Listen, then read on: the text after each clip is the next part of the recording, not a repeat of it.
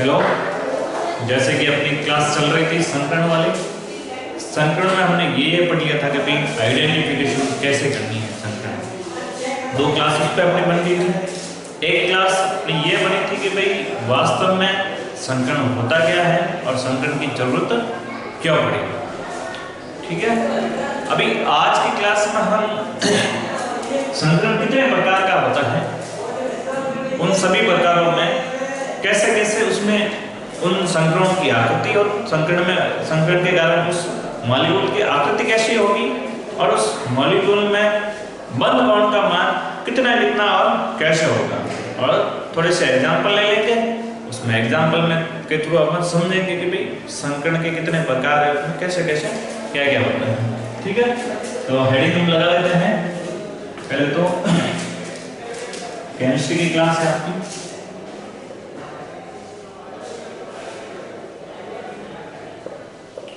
Chemistry BSc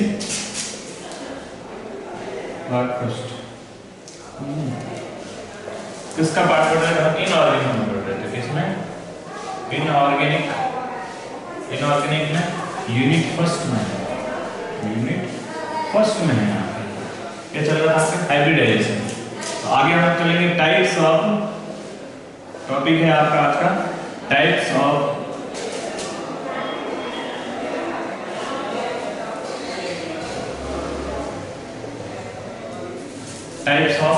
hybridisation. इसको समझेंगे अच्छे से। ठीक है, आज के क्लास में आपका संकरण वाला टॉपिक लगभग पूरा हो जाएगा, कुछ बचेगा तो एक क्लास और बना देंगे।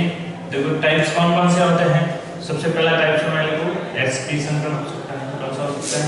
sp संकरण। अब sp संकरण में कौन कौन से कक्षक पार्टिसिपेट करेंगे? यदि s कक्षक और p वाला कौन सा? px कक्षक। कौन से आते हैं? s कक्षक और px। ये px भी हो सकता है, y भी हो सकता है और z भी हो सकता है। इसके लिए बंध बॉन्ड का मान, इसके लिए बंध बॉन्ड के मान कौन के बारे में बात करेंगे। और इसकी जो आकृति है वो संरचना कैसी होती है, आकृति कैसी होती है, उसके बारे में।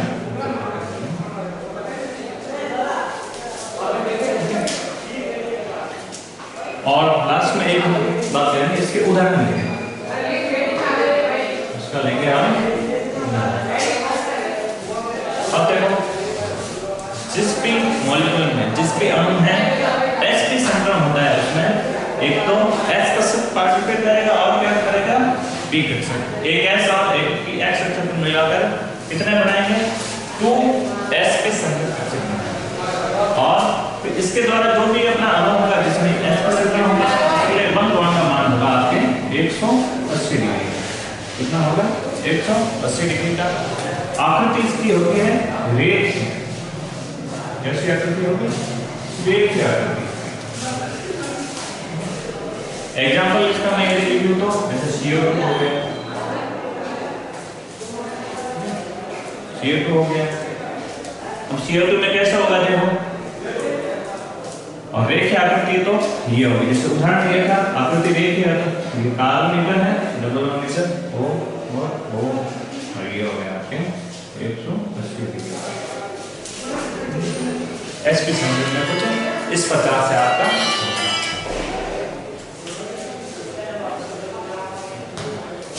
ठीक है, दूसरा हम पढ़ेंगे sp2 संकरण। ठीक है, sp2 संकरण में एक तो s कक्षक और एक px और एक py। एक s, एक px और एक py, ये तीनों मिलकर 3 संकरण कक्षक बनाएंगे। और ये संकरण जिसमें उपस्थित होगा उनके लिए बंध बॉन्ड का मान होता है आपके 120 डिग्री। कितना होगा? 120 डिग्री। और इसकी आकृति होगी आपके समतलीय त्रिकोण। कैसी होगी? समतलीय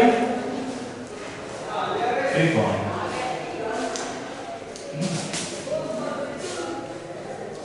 ट्राइगोनल प्लेन।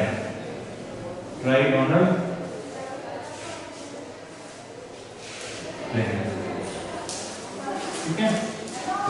लीनियर है, लीनियर। इधर इसका शेप कैसा होगा, ये होगा एग्जाम्पल, ये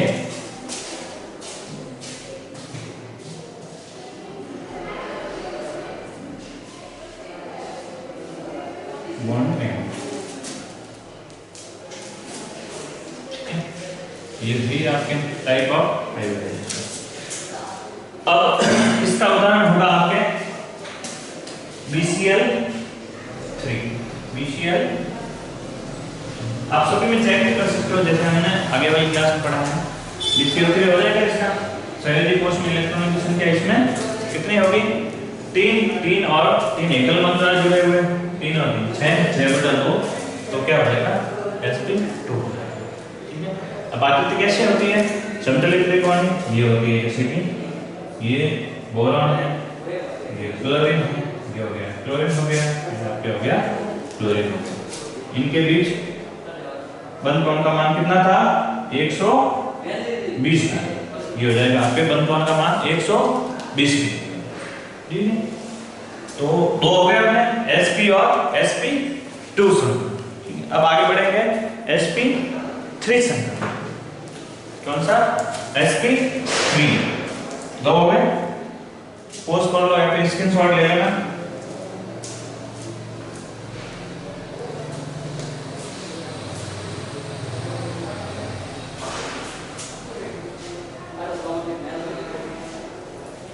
आगे चलेंगे हम sp3 से।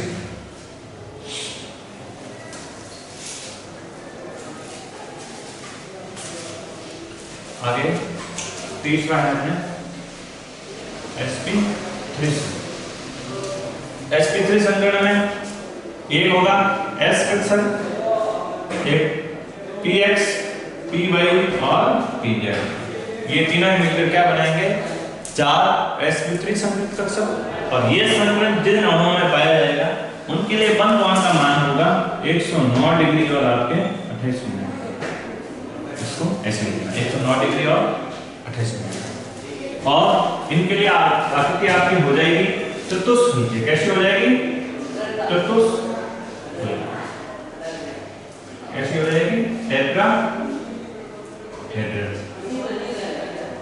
आकृति हो जाएगी आपके टेट्राहेड्रल। इसका उदाहरण मैं लिख लूं CH4, ये हो गया CH4 हो गया। इसमें कैसे आकृति कैसे होगी देखते हैं। ये हो गया कार्बन, ये हो गया आपका हाइड्रोजन, ये हो गया आपका हाइड्रोजन, इधर में आपका हाइड्रोजन, इधर में आपके हाइड्रोजन। इस प्रकार से आपकी आकृति चतुष्फलकीय हो जाएगी। इन सभी को आप मिला लो।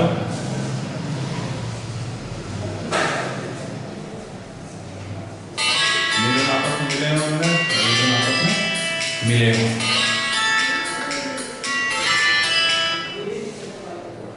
ठीक है, आगे हम बात करें sp3 हो गया। sp3 के बाद में sp3d हो गया। क्या हो जाएगा, sp3d हो गया आपके, sp3 हो गया। इसके बाद हम बात करेंगे sp3d।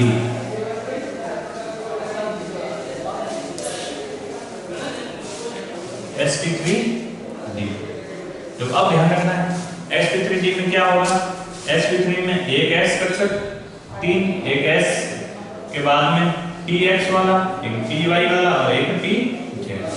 अब d वाला कौन सा होगा वो ध्यान रखना, इसमें d वाला होगा dz।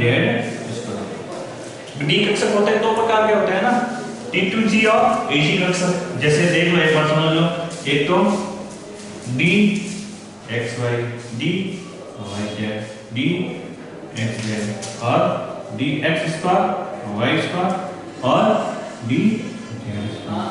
इनको तो कहते हैं T2G कक्षक, इनको कहते हैं EG कक्षक। ये तो होते हैं जो भी अपने जो डी कक्षक जो होते हैं द्विडबल शेप होते हैं ना, द्विडबलाकार होते हैं। ये तो क्या होते हैं एक्सिस के ऊपर ही होते हैं। इनकी जो लॉब्स होती हैं वो एक्सिस के ऊपर होती हैं, इनकी जो लॉब्स होती हैं वो क्या होती हैं, इनके एक्सिस के क्या होती हैं, बीच में होती है ना। लॉब्स, इसकी जो लॉब्स होती हैं किसमें होती है, बिटवीन द एक्सिस, और ये यहाँ पे इसकी जो लॉब्स होती हैं ऑन द एक्सिस, अक्ष के इसकी जो लॉब होती है अक्ष के बीच में होती है। जैसे ये है dx x अक्ष और y अक्ष के बीच में इसकी लॉब्स होती हैं। इसकी y और z के बीच में होती है, इसकी x और z के बीच में होती है। और इनकी जो लॉब्स होती हैं वो क्या होती हैं, उसी एक्सिस के ऊपर होती हैं। इसमें भी क्या होती है, एक्सिस के, इसकी लॉब्स इसके एक्सिस के ऊपर होती हैं। ठीक है, तो ये थोड़ा सा था, तो ध्यान रखना। तो इसमें जब भी ऐसे संकलन होगा तो कौन सा यूज आ रहा है, ये वाला यूज आ रहा है, dz स्क्वायर। ठीक है, यदि ये नहीं यूज अगर ये आता है तो फिर आकृति क्या हो जाएगी, अलग हो जाएगी। अभी जो हम पढ़ रहे हैं वो आकृति नहीं है तो कौन सी हो जाएगी, दूसरी हो जाएगी। लेकिन हम ये संकलन जब भी पढ़ेंगे हमने तो कौन सा लेंगे, dz स्क्वायर लेंगे। dz स्क्वायर लेके करेंगे तो फिर क्या होगा, इसमें देखो सबसे पहले आकृति की बात कर लेता हूं मैं, त्रिकोणीय द्विपिरामिड, त्रिकोणीय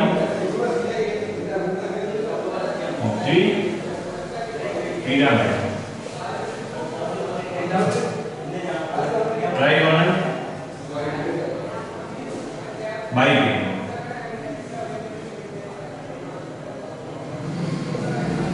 ट्राइगोनल बाइपिरामिड, इसका एग्जांपल आपके हो जाएगा PCl 5 हो जाएगा। अब कैसे होती है आकृति देखो इसकी, इसमें ध्यान रखना है। ये हो गया, फास्फोरस ये हो गया, ये क्लोरीन, ये क्लोरीन, ये क्लोरीन, क्लोरीन, इसमें ये हो गई ना त्रिकोणीय द्विपिरामिड, ट्राइगोनल बाइपिरामिड। इनके लिए देखो बंद कोण का मान देखो, एक तो होगा आपके 120 डिग्री का, ऐसे समझिए। जैसे कि आपके पास, जैसे इसके थ्रू मैं समझाता हूँ आपको, जैसे अपने पास ये डस्टर है ना, तो देखो क्लोरीन इसके एक ऊपर है और एक क्या है, नीचे है। और ये अपना जो तल है इसमें ये तीनों ही क्या है, क्लोरीन है। जैसे एक इस साइड में, एक इस साइड में और एक इस साइड में, तो तल में जो है वो कौन सा है, तीनों ही क्लोरीन त्रिकोणीय रूप में। एक क्लोरीन का है ऊपर है, एक क्लोरीन का है नीचे है। इस प्रकार से इसकी आकृति होती है। और इन जो तीनों है अपने तल में है, इनके लिए बंद कोण का मान तो होता है 120 डिग्री, 120 डिग्री। बंद कोण का मान यहाँ पे क्या होगा, 120 डिग्री। और जो देखो ऐसे अपना एक क्लोरीन ऊपर जुड़ा हुआ है, तो इस क्लोरीन और इस तल के बीच में कितना 90 डिग्री का कोण होगा। तो ये कौन सा हो जाएगा, ऊपर वाला कोण हो जाएगा, इस तल के साथ बनाएगा 90 डिग्री का कोण।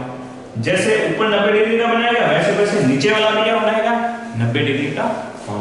तो इसके लिए बंद कोण का मान क्या होता है, दो प्रकार से होता है। एक तो मान कौन सा होगा, 90 डिग्री भी होगा, और क्या होगा, 120 डिग्री होगा।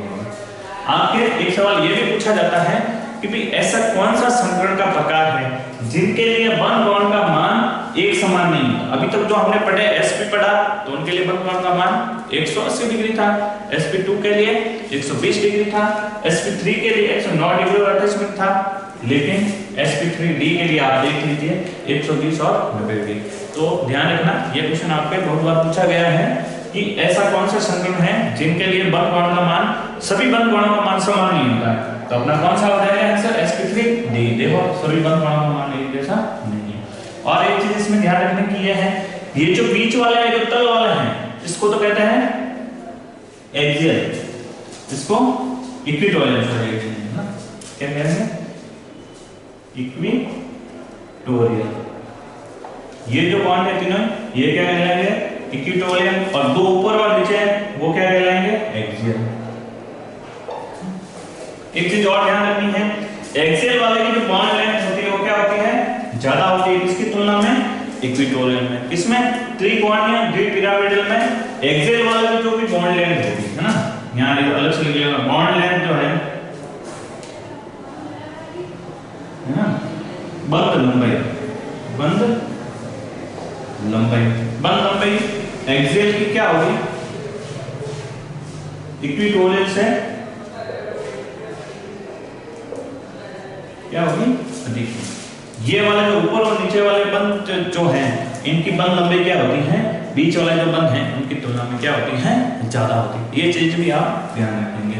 इसलिए आपका sp3 जो संकरण है, sp3d संकरण है, आपके बहुत ही महत्वपूर्ण है। sp3 संकरण में कौन कौन सी चीजें ध्यान रखनी है? मेन तो कौन कौन से कक्षक मिश्रित होकर ये संकरण बनाते हैं, वो इनमें इनके लिए बंद कोण का मान क्या होता है? अलग अलग होता है। आकृति ट्राइगोनल बाइपिरामिड और ट्राइगोनल बाइपिरामिडल में भी ध्यान रखना है, इक्विटोरियल और एक्सियल दो पोजीशन होती है। इक्विटोरियल पोजीशन में जो भी है बॉन्ड लेंथ क्या होती है? कम होती है, किसकी तुलना में? एक्सियल पोजीशन वाले बंद की तुलना में। ठीक है, आगे वाला उदाहरण लेंगे अपन। sp3 हो गया। अब आगे आएंगे sp3d2। कौन सा? sp3d2।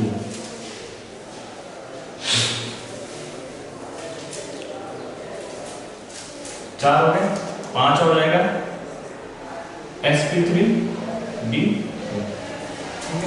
इसमें ध्यान रखना है कौन कौन से कक्षक पार्टिसिपेट करेंगे। s तो हो गए होगा, p वाले वही px, py और pz। अब d वाले कौन से होंगे उसका ध्यान रखना है। d वाले अब कौन से हो जाएंगे? eg और t दो बताएगा। अब यहाँ पे कौन से यूज होंगे आपके? eg वाले। eg वाले कौन से हैं? ये वाला, ये दोनों यूज होंगे। ठीक है, और इसके लिए बंद कोण का मान होता है आपके 90 डिग्री। पूरा क्या होगा? 90 डिग्री होगा। देखेंगे अभी कैसे। आकृति इसकी होती है अष्टकोण की।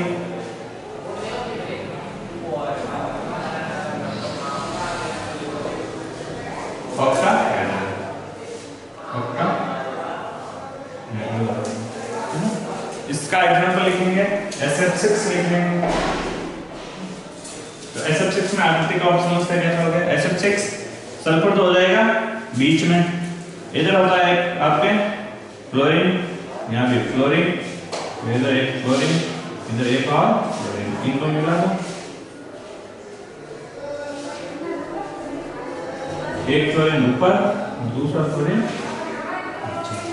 ठीक है, वापस समझते देखो वैसे वैसे।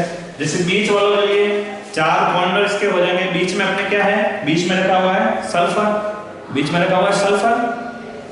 एक जो कॉर्नर उधर जो जा रहा है वो फ्लोरीन है, इधर जो कॉर्नर जा रहा है वो भी फ्लोरीन है, इधर साइड में आ रहा है वो फ्लोरीन है, इधर आ रहा है तो वो फ्लोरीन है। 4 हो गए, 4 हो गए एक ही तल में, और इनके बीच में बंद कोण का मान होगा 90 डिग्री। एक फ्लोरीन होता है ऊपर और एक फ्लोरीन होता है नीचे। तो इनके बीच में भी देखो, जैसे ऐसे रहेगा तो वही, जैसे अभी त्रिकोण पिरामिड बड़ा जो ऊपर और नीचे है, और तल के साथ कितना डिग्री का कोण बनाएंगे? 90 डिग्री का। तो ये कोण भी क्या हो जाएगा? 90 डिग्री का। तो सभी कोण कितने डिग्री के होंगे इसमें? 90 डिग्री के हो जाएंगे। ठीक है, ये हो गया आपके sp3d2 का उदाहरण। ठीक है, इसके बाद में आगे चलते हैं हम sp3d3। sp3d3 में तब तक ये हो गया छोटा आपके क्या हो जाएगा?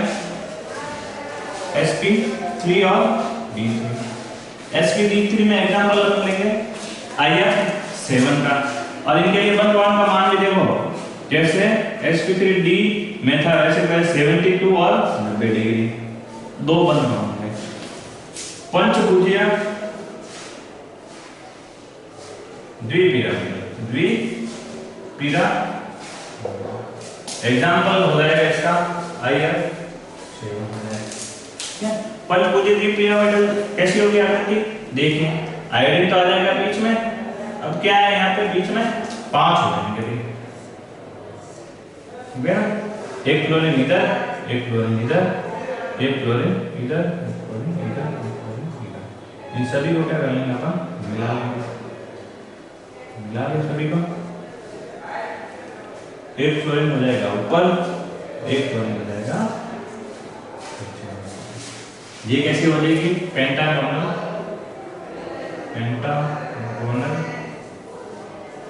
बाई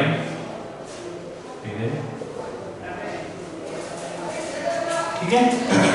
देखिए ये कैसे हो गया, वो ये हो गया आपका बीच वाला तल, इसमें आप बीच में होगा आयोडीन, 5 अलग अलग कोनों पर क्या हो जाएंगे, फ्लोराइड हो जाएंगे।